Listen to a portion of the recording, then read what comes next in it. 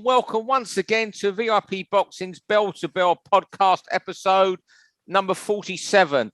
Whether you're watching us on YouTube or you've downloaded for a listen on Spotify or iTunes, thanks very much. And it's great that you are supporting us. I'm Steve Lillis. With me, as usual, my co-pilot, John Evans. I know you're okay, John. You had a good weekend in London. Yeah, good weekend in London down at the fights. And we've got one of the main protagonists, haven't we, from the weekend with us tonight? We have, mate. Well, he's a fella who he's having some great success as a trainer at the moment. He's boxed, managed, promoted. I don't know what he hasn't done. And of course, it's Carl Greaves, the trainer of David Avanesian, who had such a great win on the inaugural Boxer Build, which was on Sky Sports on Saturday night. Must have been great for you Saturday. Carl, you fancied him strongly. I don't think you fancied a 2-round job. No, he got him out of there quicker than expected, to be honest. I thought it would be something a bit like the Josh Kelly fight. But no, he did a number on him, didn't he? I mean, obviously, Liam Taylor put it all on the line from the first bout. He come and had a good go. Big respect to him. And fair play, went out on his shield. But it was the right stoppage. Definitely the right stoppage. When you watch it back in slow motion, there was 3 powerful shots that went in there. Yeah. And how was last week for you, Carl? Because you were the matchmaker for the show. You had the Eubank fight go belly up after the weigh-in, and or on the Saturday morning, impossible to get a replacement in at that stage for someone like Eubank. And you still look fresh-faced and your hair's on your head, but you look a bit shaved or bald at the side. I'm not sure what. Yeah, it was a bit of a strange week. Obviously, I was down there from the Tuesday. It was quite a long week, but time flies, to be honest, when you're in the motels. We've got one thing after another to do. Don't really have much time to yourself, to be honest. But I got notified about Eubank on the Friday evening. I was going to watch the MMA show. The Bellator, at the Wembley Arena that was on there on the Friday, because all the MMA fighters and all that was in our hotel. So me and Alan Levine got a ticket to go and watch that. And just before I went there, I got notified that Eubank's opponent had a problem with his medical. So what they tried to do was switching Udofia's opponent in with Eubank. But then obviously me trying to find someone for Udofia. I had Jan Arden. I did a deal with Kev Marie to get Jan Arden to come over Saturday morning to fight Udofia.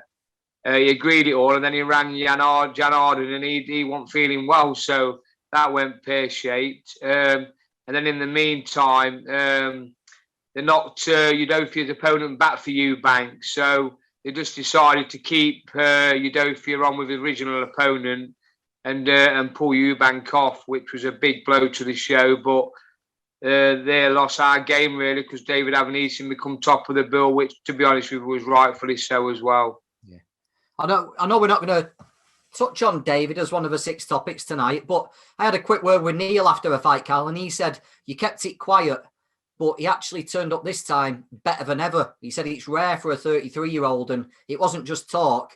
He actually was doing better than you've ever had him over before. Yeah, the thing is with David, I mean, he gained so much confidence from that Josh Kelly victory. It was a tricky fight. I mean, I believed in David strongly in that fight, but on paper it was a tricky fight. And when he did a number on Josh Kelly, just confidence has gone up again. He's improved another 10, 20%, and he's got the bit between his teeth. He's got a young family. He never had a lot as a kid, and he's really hungry, and he wants to become world champion again. So, I mean, becoming a world champion this time, he'd have probably won the bout. He'd have won the bout in the ring. I mean, obviously, when he was regular champion before, he got upgraded from interim champion because Keith Thurman moved on and vacated. So he ended up fighting Peterson as the champion going in. But no, he wants to win that world title. He's hungrier than ever. He trains harder than ever. He does a lot of hard grafting back home in Russia. So I don't want to take all the credit. But then when he comes over here, I do a great job with him for 6 to 8 weeks. That's got it. Yeah, so I train him 6 to 8 weeks before every contest. It was 10 at one stage, but we're doing it because I know he's coming over in great shape, so I haven't got to worry about him. So I've just got to find him real good sparring, do some good technical work, pad work, and and just fine tune him really. Good. All right, well, we'll start. Anyone who, I dare say anyone who's listened has heard us before, 6 3-minute rounds, the end of the 3 minutes, John Evans gets his bell on, and that's it. You got to stop mid-sentence, whatever. That's how we roll on this podcast, but it's quick and we just fire on. This week, for a rare occasion, because John's last topic's the one we can talk a bit more about, I'm going to start as John. So when you want to put the timer on, give me the cue. Yeah, away you go. Round one, fight this Saturday, Liam Smith against Anthony Fowler. Really just I'll give a quick opinion on it and get you boys talking to get us moving. I just think Smith's mixed in the better company. You know, his last fight was a loss to a decent unbeaten fighter. Was it Eubank? You know, and he's still beating good fighters. Roberto Garcia. You know, he stopped Sang Eggington only 3 or 4 fights ago. I don't think Fowler's been mixing in that same company. Fowler's with a trainer, Shane McGuigan, who's very, very good and improves fighters. I just think the only way I can see Smith losing this is if he's absolutely gone so far past it from Kubanov or however well Fowler is. I don't think there's few fighters who train as hard as what Anthony Fowler does. I just fancy Smith strongly. It's a fight I'm really excited for. Local derby, the arena's packed, and the only shame is it's going to clash at the same time on TV as the Brad Foster fight against Jason Cunningham for the British, European and Commonwealth Super Bantamweight. But we'll talk about that, I dare say, next Monday. Just get you two guys' opinions on Smith Fowler as well. I won't be quick because Carl's the trainer here, but I think it's a surefire thriller, isn't it? You know, the styles, the personalities and everything, and the atmosphere, and Liverpool as a fight city, you know, they'll each know half the city, won't they? And it'll be a real big fight, and that's why I fancy Liam strongly. I think this is a type of fight that Liam maybe could be forgiven for overlooking. You know, as you said, he's mixed in a much higher level, but the fact that it's a local derby and Liam's that spiteful, nasty character who won't want to lose a local derby. You know, if he was lacking motivation for the opponent, the fact that the kid's from half a mile away, that'll really put a fire under Liam on it. And I think it might be closer than people think, but I think it'll be a surefire, you know, thriller for the fans there. Yeah, I'm the same. I fancy Liam Smith. I have done from day one. I really rate Liam Smith. He's a good fighter. He's got a lovely left hook to the body. I think, obviously, Fowler have his moments early doors. He's big, he's strong at the weight.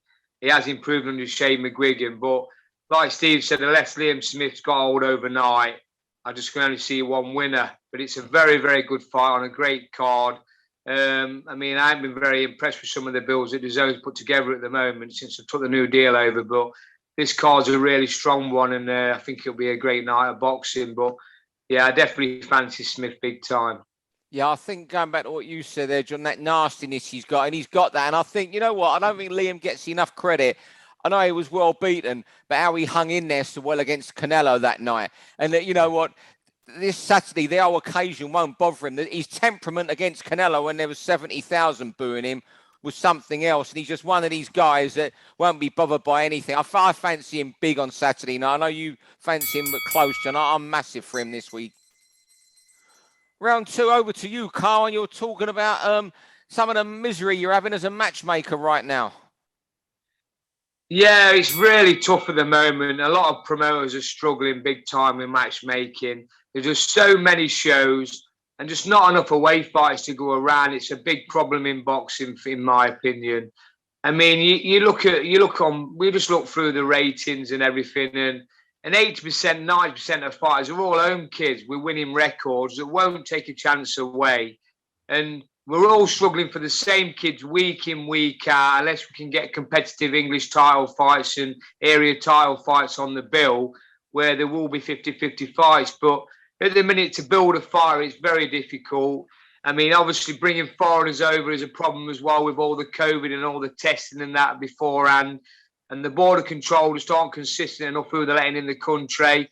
They're knocking back some fighters and letting other fighters in, and there's just no consistency, really. So, yeah, it's a major problem and it needs sorting out. But I just feel that we need to get more kids on the road, more kids that's willing to come and have a go, instead of wanting to build the records up, get padded records and wait until the opportunity comes. But it's a difficult one, really, because you want to build your fighters, you want to get them ready for the championship contest, get them in positions. But to do that, you've got to get the right matches. And at the moment, it's really tough. And I'll just be brief. So I think getting the right matches. I also don't think the journeymen are good enough at the moment. There's a lot of them just going around to get through 4 rounds. Where's the journeyman gone who you'd learn from? We've still got your Jordan Granhams, your Fons Alexanders who can make guys work. But some of these guys are almost, fights look almost, I'll say it, they look, I was talking this with someone today, they look almost fucking set up because these guys aren't good enough. And I'm not, and that I think that's also a problem matchmakers have. They're having to use these same guys who aren't good enough, and the kids aren't learning from them. No, and the thing is, you rely on the same guys to get through week in, week out. So it's just getting a bit of a joke, to be honest. You rely on. I mean, I've got a really, really good away fighter, Lee Connolly. He had a draw the other night, yeah. He had a draw against Doyle, who was former Commonwealth champion. And Lee's one of these kids. If you have a word in his ear, mate, he will give it a right go. You know what I mean? If he knows he's up against it, he'll do enough. You know what I mean? He's really clever, good.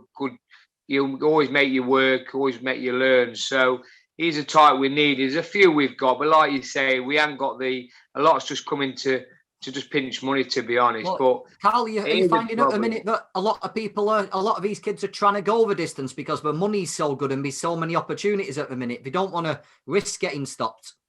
Yeah, that's another problem we've got. I mean, some of these coaches are saying, look, make sure you get through this tonight because you're out next week. And all these promoters are relying on these kids to get through, you know what I mean? And over to you, John Evans. You want to talk about Saturday show with Boxer? I think I'll leave this to you and Carl most of the way. Yeah, that's right.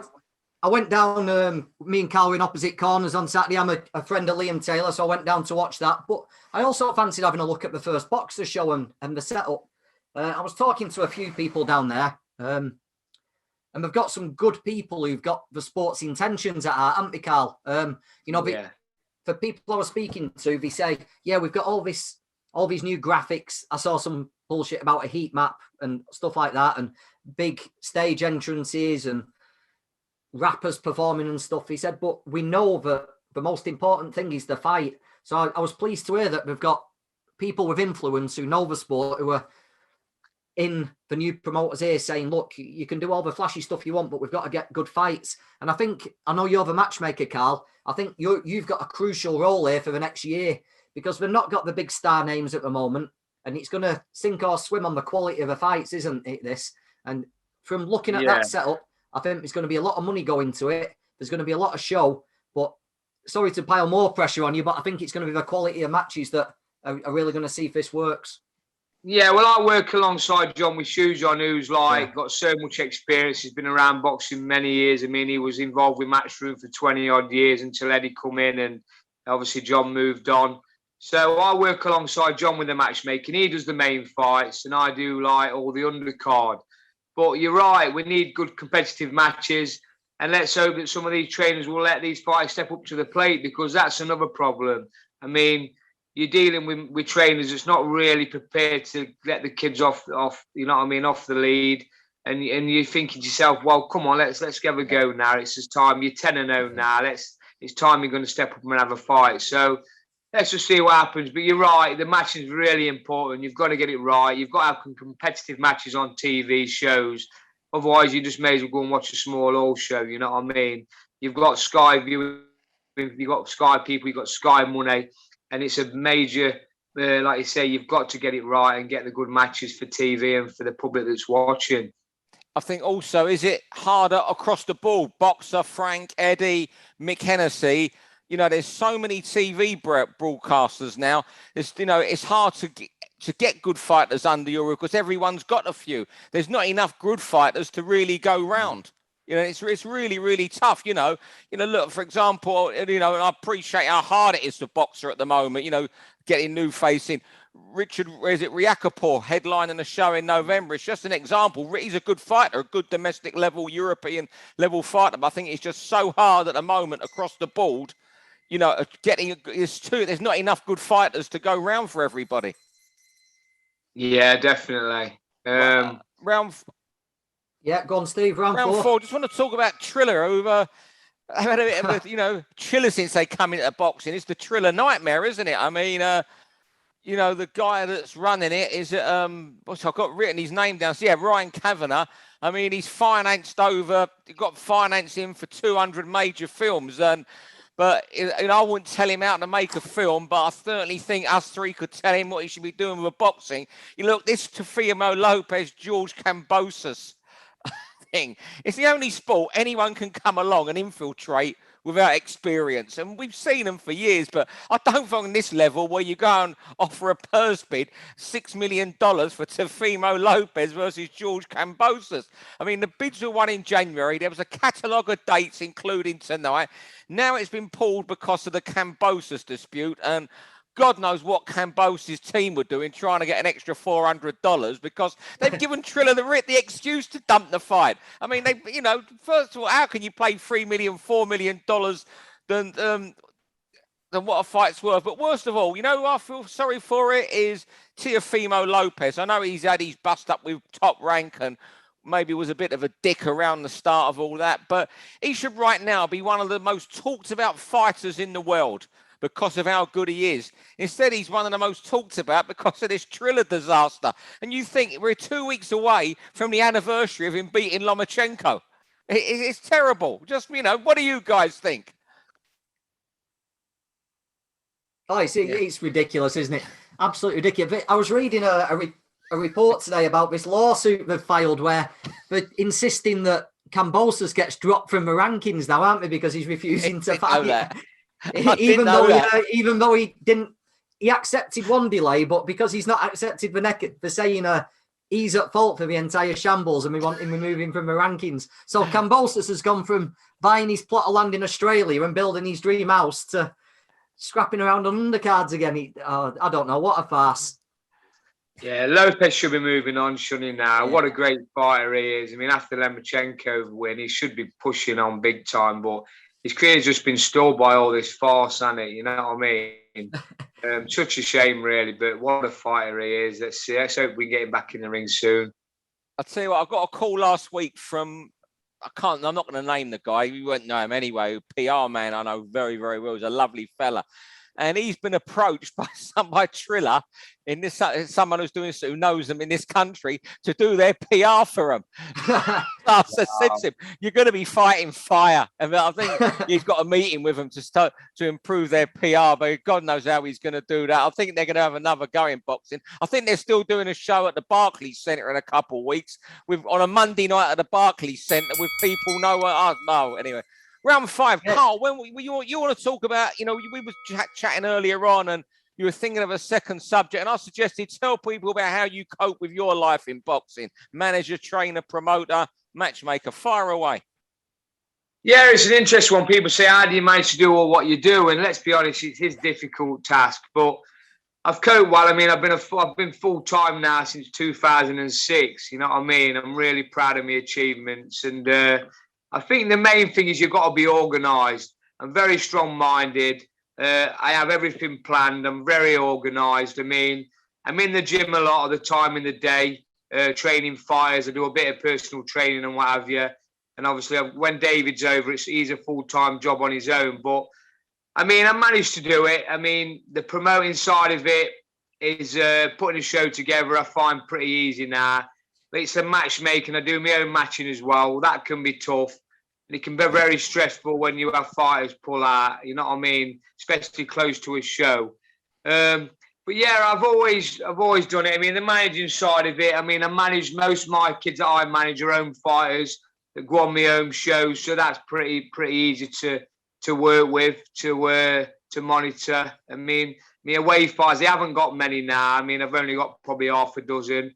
I think I've only got 4 that's active. So away fighters, I mean, you can't just accept any match because you've got to be careful who you're putting them in with sometimes. I mean, you get a phone call, you don't just say yes straight away. You've got to look at the fight because you've got to think of the health and safety, you know what I mean? These kids that see away fighters are tough kids, but you've still got to be a little bit choosy sometimes and not put them in over the red and make sure they're getting looked after. But yeah, I mean, I manage. It is tough. It's very tough. I mean, my last show in Leicester was probably the most stressful one I've ever done. I mean, I lost Lost my biggest ticket seller, Callum Blockley. And then I lost Keenan Wingfield. There was another big ticket seller, replaced him with Ellis Hopkins. She never recovered from COVID, so she pulled off. Then I lost Sheldon Purday, and then I lost a couple of opponents for me. It was so stressful. It was the biggest show I'd put on. So that did affect me, that did. I mean, I lost a bit of weight with that, and it really got me down. But we pulled it together on the night. It worked out really well.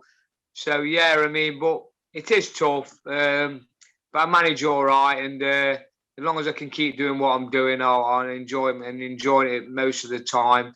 And obviously on Saturday night, when you get wins like that, it makes it all worthwhile. Sorry, John, go on. No, I was going to say there's only a few seconds left, but I was going to say, Cal, do you enjoy it? I don't, yeah. I mean, most of the time, it is stressful. It is very stressful. I mean, yeah, but I don't think I'd want to do anything else, to be honest. Are you and John Peck? I'm going to ask that afterwards. Yeah, ask that after. Round 6, over to you, John. Yeah, it's the big one this weekend, isn't it? Biggest fight of the year, do you reckon? Fury Wilder 3. Finally getting in the ring, but cross your fingers there's no COVID tests or stuff like that. I think this could be the most exciting of the 3 fights, purely because Wilder knows what he's got to do. Wilder can't outbox him. He's got to land power, and he's got to do it pretty quick. So I think it's going to be exciting. I'm probably in the same bracket as a lot of people are. I think it purely depends on what Tyson Fury turns up. I don't think we know. You know, will Joshua's defeat to Usyk, will that have lit a fire under Tyson? You know, that I am now number 1 and I'll prove it to everybody. Will he be lacking motivation because he's seen that big payday go up in smoke? We literally don't know what side of the bed Tyson's going to get out of, do we, and how he's going to react. I can't wait for it. You know, I think Wilder's going to come out firing. I think he's going to put his all into it, and it's how Tyson reacts. I'm going to pick Tyson by stoppage, but I think we might get a thrilling 4 or 5 rounds here. Carl? Yeah. I mean, it's an intriguing fight again, isn't it? I mean, he's looking like he's improved quite a lot. He's got a new training team, and now I've seen bits and bobs of him training, and he's looking a little bit sharper than that, and he's still got that devastating power.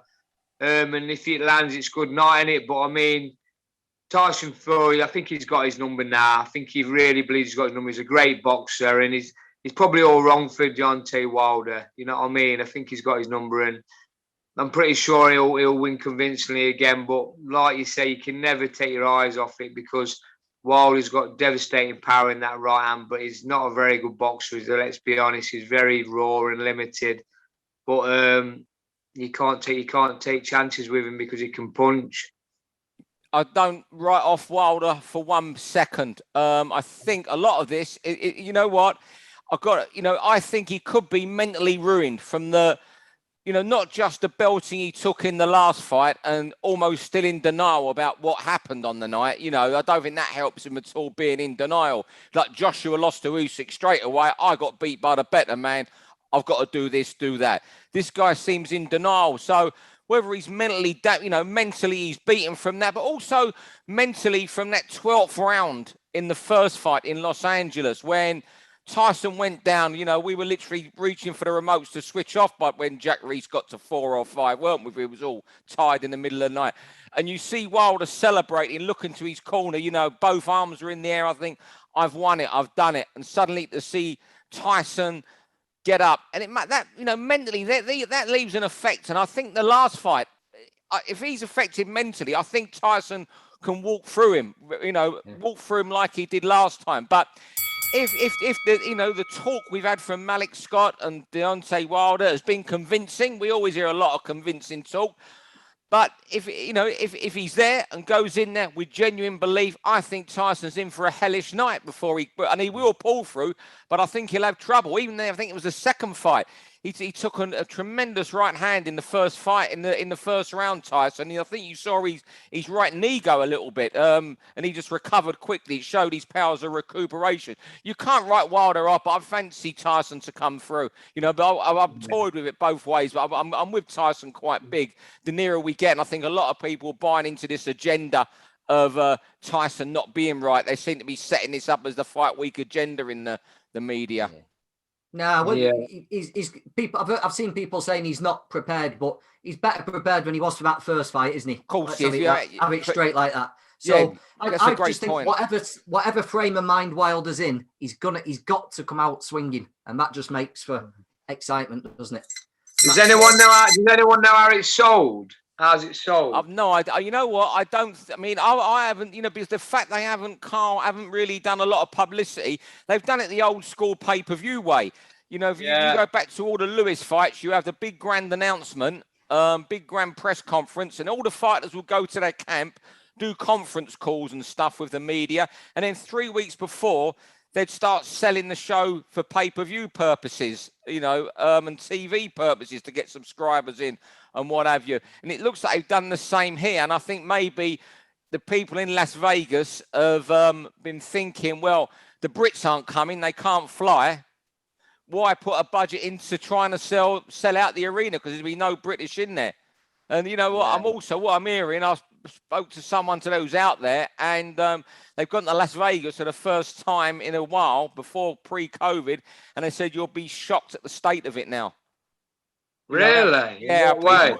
Well, just homelessness on the streets, just Wow. run down, looking run down, outside the casinos. Because right? so many people have lost jobs. And it was Buncey I was speaking to just sent me a message saying, it's the first time you can see how the pandemic's really hit the city outside the and even a lot of the hotel rooms are now looking tired because, they'll be freshening them up all the time. They haven't had the income. He said it's quite, nothing like what we know it as, and we've been there before. What's it on pay-per-view? BT Sport? BT Box Office. Your rivals, your enemies, the people you're not allowed to mention. You're going to get told off for mentioning BT Sport tomorrow. No, mate. No, not at all. Question I was going to ask you, John, Carl, before you ever said John, 'cause that name's coming in now again. Do you think people like you and John Pegg, are you two the last of like an old school breed who work this hard and do everything, manage, train, promote, make matches for people? Yeah, there's one or two. I mean, you got Chris Saniger. He still dabbles a little bit in the training and that. He's been around a long time. You got Steffi Bull. Steffi, I apologise to Steffi. He does quite a lot as well, There's not many. There's not many. I mean, not many that's doing the whole lot. Very few. I mean, they must look at us lot and think we're crazy. You know what I mean? Because I mean, it makes me laugh with a lot of these promoters because they've got every man and the dog working for him, and Carl Greaves Promotions is Carl Greaves. You know what I mean? I do everything, and I cope. You know what I mean? The only time I get help is on the night when I've got obviously I have Phil Jones running my show on the night because that's if I'm doing the corners and wrapping the hands and that, and got my own fighters that I train on. But yeah, it's funny, really. I mean, that's probably why I make a few quid on my shows. I don't lose money very often because I've got nobody to pay at the end of the night. You're too tight anyway. So you're too tight. Someone said to me they went to your house and asked, is it true? I know someone in boxing went to your house, Carl. You said you want sugar with a cup of tea. You served it with a bloody fork. No, mate, listen. I'm one of the most generous people. I know. You know what? I've been out with you before. I know you are, mate. I'll give anybody anything, mate. I know you would, mate. Was that the same person I was speaking to? He said if he went round to Carl's on Sunday morning, he turned the gas off when he flipped his bacon. Hey, I'm that tight. I'm with tea bags on the washing line after abused them. Oh, mate, now you're not like that. Glass toilet so he can see what he's giving away. Listen, I know you're. It's just how I am. I think what it is, I've been let down a lot in life, and I always feel to myself, by the time I've told somebody what to do, I may as well do it myself. You know what I mean? By the time I've sent the message, oh, can you do this and that? I mean, I've got a lad, David Wainwright. He does a lot for me now as well, behind the scenes. I've seen the name somewhere. Yeah. He does a lot of PR for me, and he's a good press officer for me. He's nice to have on board. And on the night, I get a lot of help, you know what I mean, when I'm doing corners and that. But leading up to the show, I do everything, put it all together, book everything, and get all the tickets distributed to all the fighters and matchmake the show. So at least I know where I am, mate. I've got my checkbook, my ticking off list, and tick it all off, and job's done.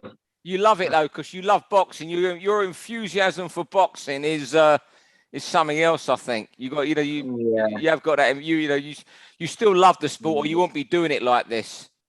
Yeah, I mean, it's funny really, because I mean, obviously when you was on about the Cambosis and the Lopez and that, I'm not really on track with all that now. I lose track of it all because I'm so busy in my own stuff, and obviously I'm more of a grassroots man. I follow the British boxing to a T. You know what I mean?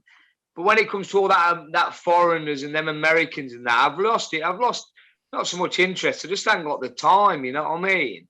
So I was a little bit. I like listening to you about the Triller stuff and all that. You know what I mean? So yeah, it was good. All right then, fella. I tell you what, you've been a good guest again, Carl. We'll get you on again in a couple of months, mate. It was just a great week to get you on this week. And before I let you go, good luck with Rylan Charlton on Saturday against Luke Willis. I think he's got. No, I'm not. You know what? I'm not training Rylan no more. Oh, I thought he was still up there with you. Yeah, no, what it was, I mean, I'll put it out there. I haven't really said a lot, to be honest, but he had a little trial with me ages ago now. Come up for a few sessions, and we gelled really well. And then when he got the fight day, he moved over here, and he just wasn't working out for him. He was missing home too much. He wasn't really performing in the gym, and he was struggling a bit. So obviously he decided the best thing to do was to go back home. He couldn't handle being away. To be honest with you, I was the same. I hated being away as a fighter. I always stayed local. And so he went back home, and he's gone back to his old trainer, which, listen, he's a lovely kid, and I wish him really well. I mean, there's no hard feelings there. We agreed it was a mutual thing, and we thought it was the best thing for him to do. So, I wish him all the best at the weekend, but no, it didn't work out. He was missing home too much, and it was affecting his training. Well, I'll tell you what, Cal, just before you do go, for someone who knows the British grassroots and as a matchmaker, that's a fight, isn't it? Charlton and Luke Willis. It is a fight, yeah. You got a boxer v puncher. It'll be an interesting one. I mean, he can really punch Rylan, but Willis is a fantastic southpaw, a good boxer, high skill level. So yeah, it's a boxer v punch. It's a really intriguing one. I'll definitely be tuning in on Saturday. Yeah, just you wonder what Rylan might have done if he boxed with it as a kid, as an amateur. You wondered what he might have done if he hadn't gone backpacking around Thailand and Cambodia for a few years and working in call centres there. I do. To be truthful with you, and I said this to his manager Dan and obviously Ryan himself, I do feel like they've gone about it the wrong way with Rylan. I mean, after he beat Joe Laws, I think they should have built him a little bit. You know what I mean? Put a bit of time and money into him and built him, instead of just chucking him in straight in with the Florian Marco fight at the wrong way. I mean, I couldn't believe it. I mean, he'd been having a few sessions with me, and then I didn't see him for like 2 or 3 weeks. And then he come back to the gym, started camping. He was only 10 stone 6. You know what I mean? He's under the walks around under the welterweight limit. So he should never have been in with Florian Marco. I think his hand was tired a bit. I think they put the pressure on him and Dan to take that fight. So it'll be interesting to see what he does at lightweight. I mean, it's a tough fight though for him, in my opinion, especially style-wise. But we'll see. But he's definitely got a puncher's chance. Carl, thanks for that bit of insight at the end there and everything else tonight. John, great to see you as always, mate. And I'll give you a call in the week, Mr. Evans. Yeah, no worries, Steve. Thanks, Carl. Cheers, nice one, lads. Thanks for asking me to come on. Top lads. Thank you. For all boxing info, news and latest interviews, amateur and pro, across the north, click and subscribe. VIP Boxing Promotions. Also, Twitter, Instagram and Facebook.